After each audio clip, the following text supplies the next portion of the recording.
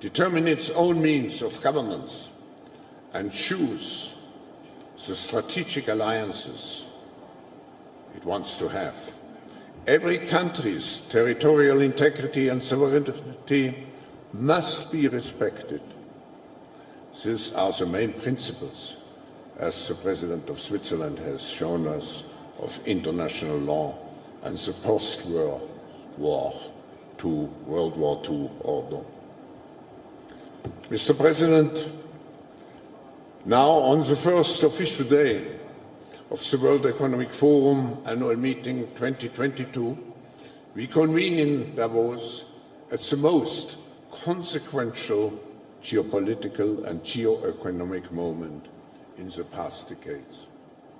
Mr. President, we have all seen the leadership, your courageous leadership. We are eager to hear from you on what lies ahead for your country and its people, your vision for peace in Europe and the international global order, and how we can assist you, because everybody of us is affected by what's happening in your country. Mr. President, the floor is yours.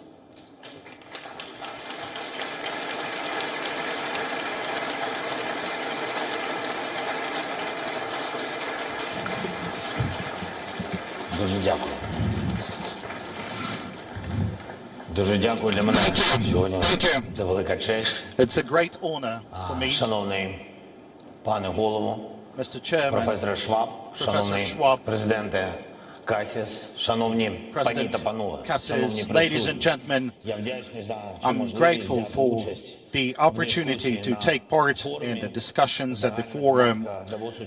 The main theme for this year's Davos is history at a turning point, government policies and business strategies. This year, the words turning point appears to become more than just a rhetoric figure of speech. This is really the moment when it is decided whether brute force will rule the world. If so, the force is not interested in our thoughts, and there is no need for further meetings in Davos, as there would be no reason for that. Brute force seeks nothing but the subjugation of those it seeks to subdue. And it does not discuss, but kills at once. And Russia does that in Ukraine just as we speak today. By the way, look at the building of the former Russian house in Davos. It has been turned into a house of Russian war crimes. And this is an example of their transformation, that what Russia has done to itself by becoming a state of war criminals, and what it brings to the world. It inspires other potential aggressors to act. Instead of successful, peaceful cities, there's only black ruins. Instead of normal trade, sea full of mines and blocked ports in Ukraine, instead of tourism, closed skies and thousands of Russian bombs and cruise missiles. This is what the world would like if that turning moment would not have a proper response from the humanity. It would resemble a large set of war crimes. So history remembers many moments when everything changed dramatically. For example, how several shots fired could kill millions of people. If those shots were fired on June 28, 1914 in Sarajevo, history remembers how much grief one person can do. If it can see, it can understand that it's not been properly resisted, as it was, for example, in 1938 in Munich. Some historical twists and turns were noticeable, some not, but we always had to respond to them, trying to prepare for other historical upheavals so as to mitigate the possible consequences, or trying to heal the wounds out of catastrophes that followed one or another historical twist. And now we have a large collection of such responses. There's UN Charter with all these agencies, the OSCE, the IAEA, the WTO, and many other institutions. But are there enough of them to respond to what we have faced today? But is it possible now to try to adapt those institutions for modern challenges? Definitely not. We need to change the approach, not to respond, but to act preventively. And not only to adapt to new realities, what we have, but to create new tools, new precedents. Look at what Ukraine has already done. We have established a historical precedent for courage. We didn't listen to those who said that our defense would not hold longer than just a couple of days. We have stopped the Russian army, which was called the second largest in the world, at the cost of heavy fighting, at the cost of thousands of lives. We are gradually pushing the occupiers out of our territories. But would we have to do that if we were hard last year and a full range of sanctions would be applied against Russia preventively that could knock down any aggressor? I'm sure the answer is no. Preventing war could be guaranteed should the sanctions of the world would be preventive and not just imposed as the response. Ukraine has set another precedent in the 3 months, a precedent for the unseen unity of the democratic world around the emotions of genuine admiration for Ukrainians' courage and around the understanding that you would need to fight for the freedom. And now hundreds of millions of citizens in democratic countries are putting pressure on governments and companies to make sure they would limit or restrain their relations with the aggressor state, with Russia, and instead to help the people who was under attack. But this is happening only now.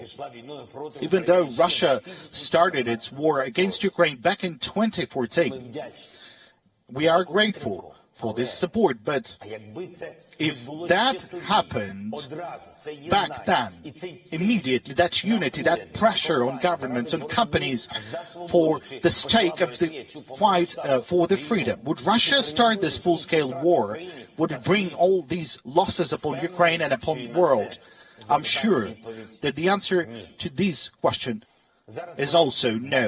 Now we see that the world listens and believes Ukraine, but there's also a certain expectations of the world as to how the situation will be resolved, what tools will work, what new can we create to prevent such aggressions in future, and how do we stop the brute force that has challenged everything that we all cherish and value. That's what the turning point means. Ladies and gentlemen, don't expect for the fatal shots being fired.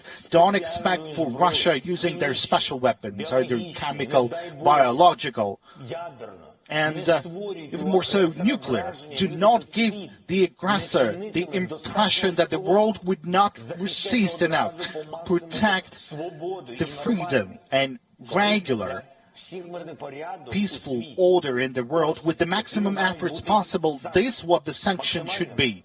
There should be maximum, so that Russia and every other potential aggressor who wants to wage a brutal war against its neighbor would clearly know the immediate consequences for their actions. And I believe there's still no such sanctions against Russia. And there should be. There should be Russian oil embargo. All the Russian banks should be blocked. No exceptions. There should be an abandonment of the Russian IT sector. There should not be any trade with Russia.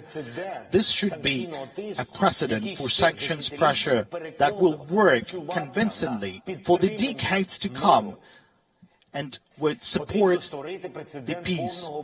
It is necessary to set a precedent for the complete withdrawal of all foreign businesses from the Russian market, so that your brands would not be associated with war crimes, so that your offices, bills and goods were not used by the war criminals in their bloody interests.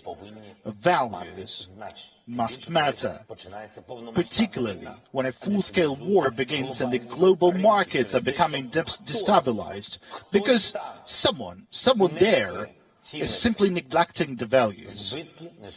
In that case, everyone suffers losses. We offer every company that leaves the Russian market to continue operating in Ukraine. You'll have access not only to our market of 40 million consumers, but also to the common market of Europe. And your brands, your positions, they will only increase because you would truly support the protection of freedom.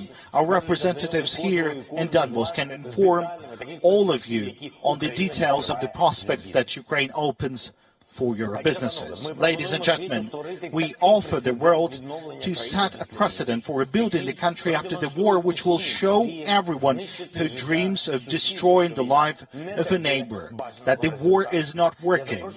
I invite you to take part in this rebuilding. The amount of work is enormous. We have more than $500 billion in losses. Tens of thousands of facilities were destroyed. We need to rebuild entire cities and industries. And we offer a special, historically significant model of rebuilding when each of the partner countries or partner cities or even partner companies will have the opportunity to take patronage over a particular region of Ukraine. It could be a city or community or even an industry.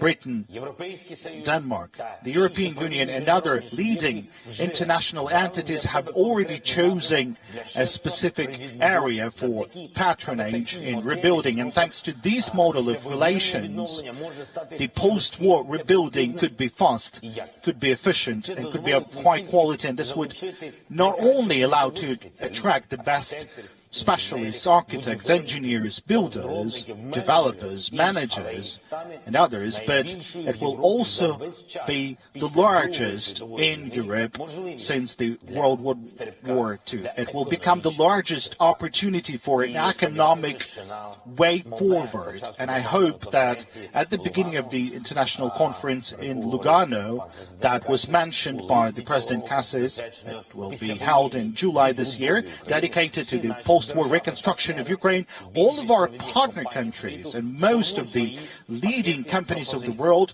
will come up with their own packages of proposals. And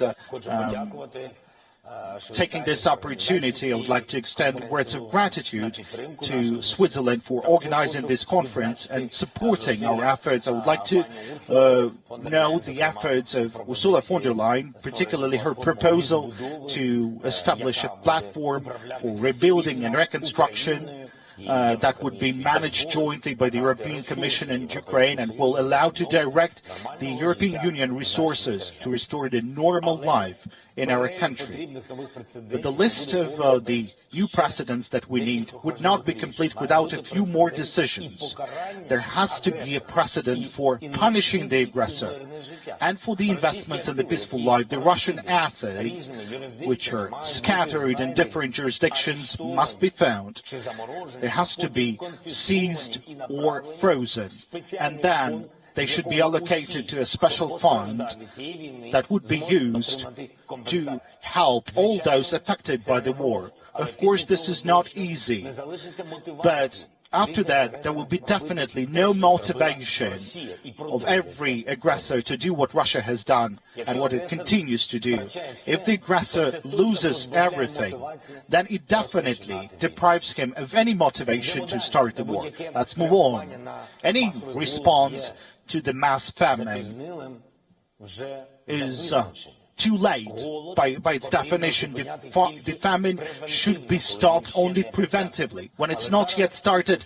But now, the world simply has no tool like that, and we propose to establish the Organization for Responsible and Democratic States, exporters of food products who can act with respect for human rights and global trade rules. The motivation for us is very simple. Whatever the turning points they are in history, the humanity should have a tool to protect itself against the hunger. And Ukraine is ready to provide a platform for the activities of this new organization, which is definitely an important one. And one more aspect, this war of Russia against Ukraine convinces everyone that support to the country under attack is the more valuable the sooner it is provided. Weapons, funding, political support, and sanctions against Russia. If we would have received them by 100% of our needs at once, back in February, the result would be tens of thousands of lives saved. This is why Ukraine needs all the weapons that we ask, not just the ones that we've been provided. That is why Ukraine needs funding. That's at least $5 billion per month. And all the funds that we need for rebuilding our country. This is why we have established a fund for rebuilding Ukraine called United 24. And we call upon everyone to join this platform. For each and every donor, we will have a specific proposal how to help and where to allocate those funds, where are those priorities. The targeted nature of our work is the absolute priority. And then, under this brand, United 24, we propose to establish a global structure that can, within 24 hours, can provide sufficient support to any country that has suffered or faced a military attack, a natural disaster, or a pandemic. So we offer a new format for security guarantees based on what we have faced, what we have went through. And there must be something that sets a precedent for a timely assistance to everyone who needs it, to save lives, to save social stability, all the necessary elements for a normal economy. For example, something like a 911 service. There has to be similar service that is called United 24, which would guarantee the security on a global scale. Ladies and gentlemen, a man whose name is still well remembered, George Marshall, said the following back in 1947. He said, "Our policy is not against a country or a doctrine, but against hunger, poverty, despair, and chaos.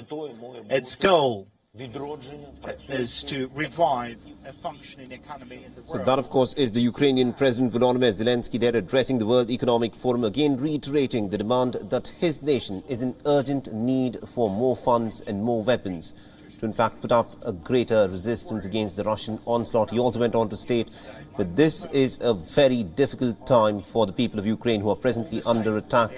And the people of Ukraine, of course, expect the world to, of course, stand up for them in this time of need. Which is unleashed by the Russia